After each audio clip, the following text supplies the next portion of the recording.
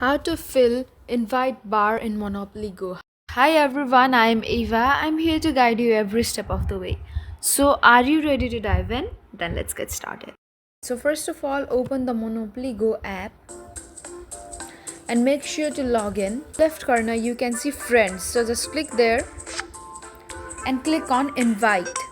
And now you can see the invite bar here. Now you can invite a maximum of 10 friends, and for inviting friends you are going to get different rewards. So for example, you are going to get 20 dice, 60 dice, 100 dice, and when you eventually get 10 friends you are going to receive 150 dice and the Mr. Monopoly token. So to go ahead and invite friends and fill the bar, all you want to do is either press the orange invite button down there.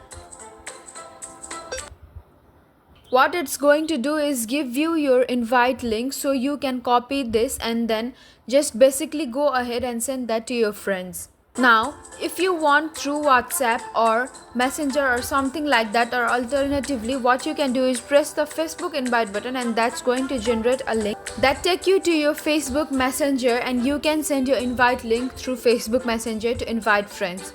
So yeah, that's it for this video. If you liked this video, then please hit that like button and subscribe for more.